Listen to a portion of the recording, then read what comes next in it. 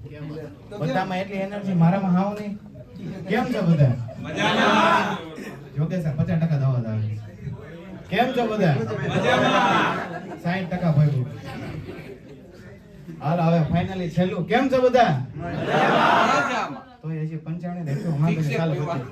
ઠીક છે કે હવે સ્પોન્સર બિચારા કે કેટલો ખર્ચો થઈ ગયો, કેટલા આમ જોત ખરા તમે. માર જેવા પાસે બી એકે હાલે નહીં.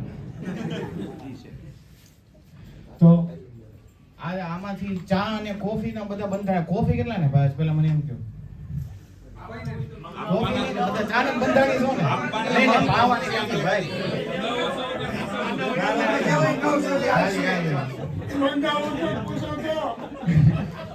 કાઈ નથી, બધા ચા ને બંધાણી છે ને. આ તો ચા ઉપર એક મેં કવિતા લખી છે, ખાલી સાંભળજો. વાહ સરસ.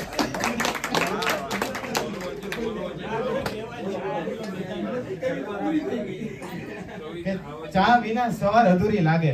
કે ચા વિના સવાર અધૂરી લાગે એટલા માટે તો ચાના કપમાં દુનિયા આખી લાગે.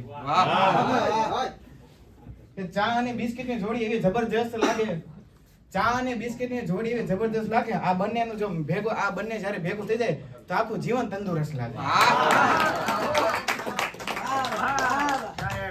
હું તો અત્યારે 12મું ભણું છું એટલે આપણને હું એક સ્કૂલની વાત કરું. મારા 10માં હું ભણતો, બધાને ગણિત આરે 36 નો આંકડો હોય, મારે 136 નો આંકડો. 100 માર્ક્સ નું પેપર આવે, આપણને ખાલી 33 નું આવડતું હોય. એમાં મારા સર સાહેબ આરે મારે 3336 નો આંકડો હોય.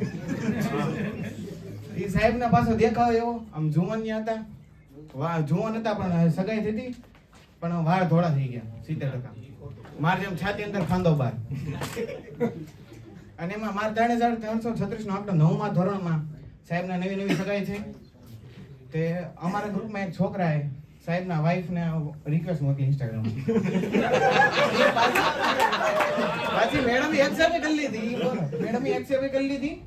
પાછું મેડમે કહે કે એનો સરનો ફોટો મૂકવો છે. એ આવ્યો અમારા ગ્રુપમાં. અમારા ગ્રુપમાં આવ્યો, પછી એને અમારા ગ્રુપમાંથી બીજા ગ્રુપમાં ગયો, આખા સ્કૂલમાં વાયરલ થઈ ગયો. 3 દિવસ પછી સરને ખબર પડી ગઈ કે ફોટો આપણો વાયરલ છે. તો હજી 1-2 દિવસ તો ખબર ન પડી. પછી કોને ખબર, ડાયરેક્ટ બીજા દિવસે એકવાર સર અમારા કોમ્પ્યુટર લેક્ચર બધા લેબમાં હતા, ડાયરેક્ટ આમ આવ્યો. આમાં ગ્રુપનું નામ ભાઈલો. આમ ડાયરેક્ટ આવ્યો, દરવાજો ખોલ્યો, ભાઈલો વાળા બધા બહાર વહી આવો. જેટલા ભાઈલો વાળા છે ને બધા બહાર વહી આવો. અમને કે હાલ શું છે ને, હું છીવો છે ને, એમ કે 15-20 દિવસ વયા ગયા હતા એને. આમ બધા પછી આ ક્યાં બોલો સાહેબ શું છે? તો સાહેબે ફોન કાઢ્યો. 512 GB નો ફોન છે.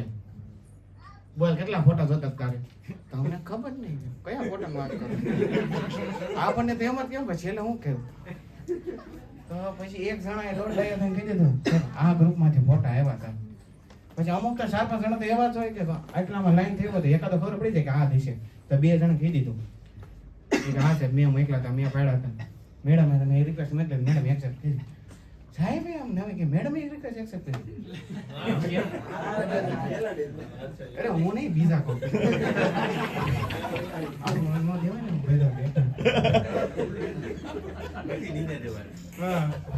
આપણે પ્રોગ્રામ પૂરો થાય પછી એક વાર યાદ છે, ઘરે કોઈ ખબર નથી, અહીંયા કહું છું. તમારે રેકોર્ડિંગ પપ્પા હું નહીં પપ્પા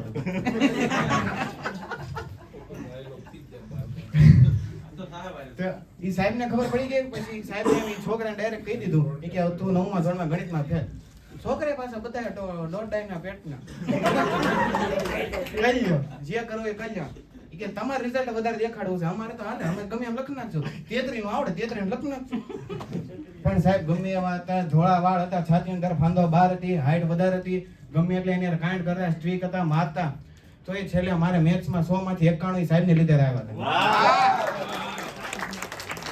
એટલે સર હારે 3336 નો આંકડો હતો, ગણિત હારે 336 નો આંકડો હતો. તો એ 100 માંથી 91 કેમ લેવાની સાહેબ પાસે શીખો. અમારે 3336 નો આંકડો છેલ્લા 3 મહિનાનું વારતી. તો આવા બધા સાહેબ અરે બીજા અમારે તો ખાલી ફોટો રહ્યો હતો. પછી બીજું કઈક એવું બીજા ગ્રુપમાં છુઓ છે તો સર છેલ્લે નીકળી ગયા સ્કૂલમાં 3 મહિના વાર હતી ને ત્યારે આપણને અંદરથી એમ છે હાંસ ગયા શાંતિ. શિક્ષક ભાઈ તમને ખોટું ન લાગે વાંધો નહીં. તમે કયો વિષય ભણાવો? એસ જ ભણાવું આ તો શાંતિ. પાડા લગન નથી જવા, વાંધો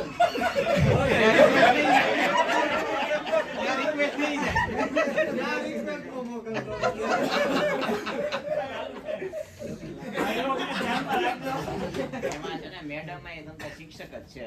તો મોકલજો. અરે મારો પડી જાય, એકવાર તો પડી ગયો તો. આલે ગ્રુપ બધે ના નહીં, ગ્રુપ ડિલીટ થઈ ગયું.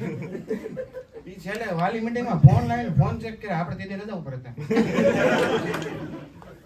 તો એ સાહેબે ખબર પડી, અસ્પાયર પબ્લિક સ્કૂલ.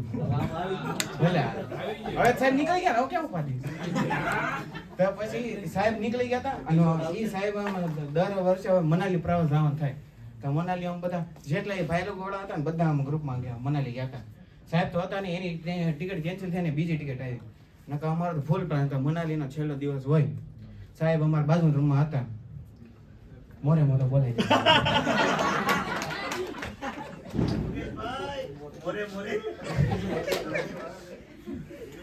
પણ સાહેબ તો 3 મહિના વહેલા નીકળી ગયા. અમારો પ્લાન તો કઈ બહુ સફળ થયો નહીં. તો બસ એટલું કહીને મારી વાણી વિરામ આપું છું.